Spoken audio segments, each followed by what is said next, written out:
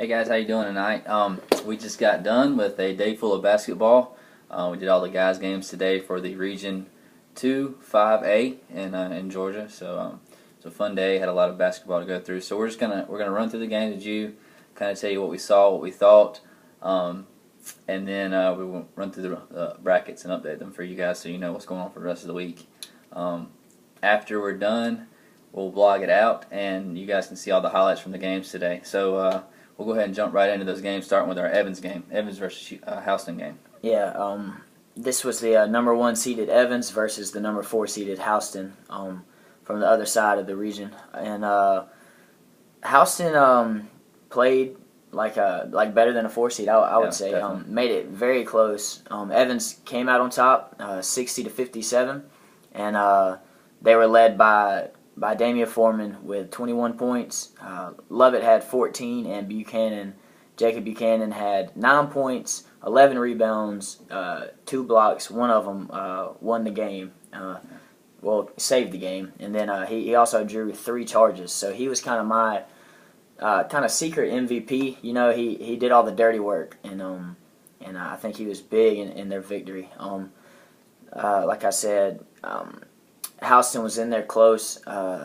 Actually, Evans went up kind of big, 31-21 at half by 10, and then Evans came out of the half and stretched the lead even more. So we thought kind of the game was done, but Houston made a big run and was just able to knock down. Evans were missing their free throws, and Houston was knocking down all their shots, and actually had a chance to tie it at the buzzer, like I said. And Jacob Buchanan came up with the big block to save the game, and you can see all that in the highlights right below us, just full game highlights there. Evans, you guys were scaring us. We were really wanting some Augusta teams to get in, and you guys had us scared, but you pulled it out. So good job. So we'll move right along to our Greenbrier Northside game, and that was a 2-seed Northside team against the number 3 Greenbrier team. This was never much of a game. Northside is a very strong team. I mean, they really dominated Greenbrier, and that was really the entire game. The lone bright spot for Greenbrier was Kayshawn Marshall. He put up 23 points. He had a good game, but other than that, it was ugly for Greenbrier. Jerry Smith had 14 for Northside, but they were just all over him. There's not much you can say about it. It was an ugly game. The final score was 77-55, and it was never really close from the beginning. Yeah, right. Northside had a standout player. He was 6'10". Christian Kennedy. He's committed to Division I, Chattanooga. Yeah. So even though they sat him because they went up big, he had a handful of blocks. Worked well in the post and kept Greenbrier's Connor Segrist, took him out of the game. So Greenbrier really struggled, and like you said, the lead was even bigger than the final score. But Northside kind of sat their bench, and unfortunately, sat their starters, and the bench came out. Unfortunately, Greenbrier took that loss. So, but we'll move right along to Game 3, and that game is Grovetown versus Jones County. Yeah, and this one, I was really hoping for our Grovetown guys to come out and show out, but Jones County was way more impressive than I think either me or Chris thought they were going to be. They had a guy in Jarquez Smith who was committed to Florida State, a 6'9" senior, and I mean this guy was crazy good. I mean, you couldn't take your eyes off the court for a second because you never knew if he was going to slam one down or step back and hit a three or swat the ball back across half court. The kid was He was really good, and I don't think anybody from the Augusta area who doesn't know much about these teams. I don't think they expected Jarquez Smith or Jones County to be as good as they were. They ran away with it, 65-43. There were some points where Grovetown put together a little run, and you thought that they could possibly climb back in it, but just as soon as that would happen, Jarquez Smith or some of his other supporting cast would come in and just bury him again. It was never much of a game.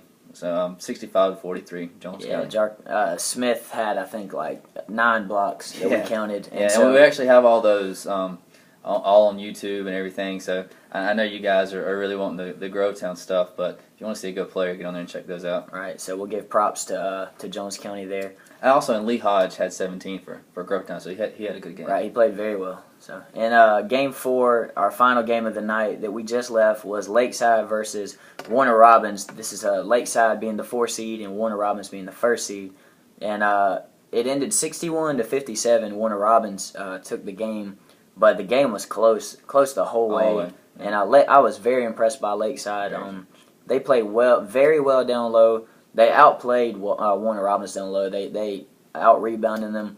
Sam Powell had 13, Taylor Murdoch had 11, and B.J. Raymond had, what was it? He actually had 15. 15, okay, so he actually led with 15. Very good point guard play by B.J. Raymond. And Warner Robins was led by Carlos Scott with 24 points. They had a kind of a very balanced effort.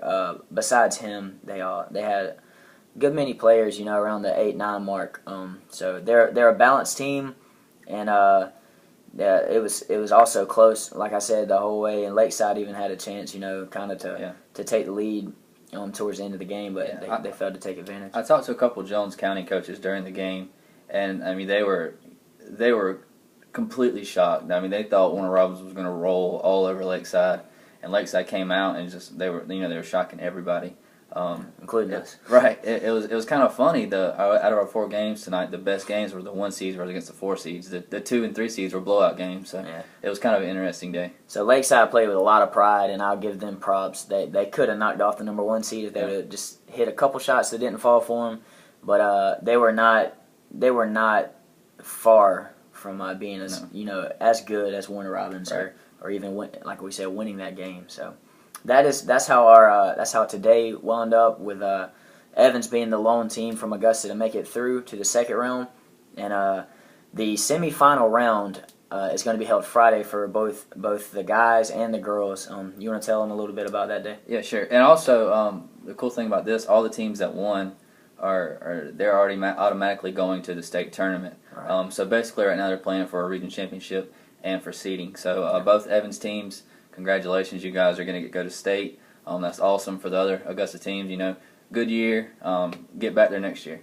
But going on to our brackets, Evans will play Northside Friday at 5:00, and then right after that game will be the Evans versus Houston girls game, which will be followed by the Northside versus Warner Robins girls game, and then the last game of the night will be the Jones County Warner Robins guys game at 8.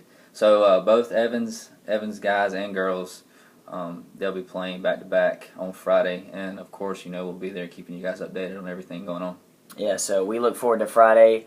It'll be just a bunch of good action, like we said, just the top 4 teams from the guys and the girls in the whole entire region. So quality teams, going to be some quality basketball. We'll have all your coverage, highlights. You've seen us on Twitter and hopefully the website, augustabasketball.com, and we'll have the highlights, we'll have, analysis, and we'll have just top scores and all that kind of stuff. Yeah. And check out, definitely check that out, guys, because we got a lot of guys at home that weren't able to go out of town because they're in school, and then, every day they're putting out blogs and things for you guys to read and comment on. So get on there, check those out, comment on them. Like we've always said, we want to be interactive with you guys. We want to talk back and forth. So definitely check out the website and look at some of those articles and things. Right. So tomorrow there are no games for Region 2 5A in Jones County, so we're gonna have the day off. But stay looking for stuff all around the state. There will be games tomorrow and other places. So keep updated with the Twitter feed, and below us we'll have, as you see, we have video highlights of all 4 games tonight and the updated bracket. So we hope you can take advantage of that information. So, all righty. Well, we'll see you guys Friday night.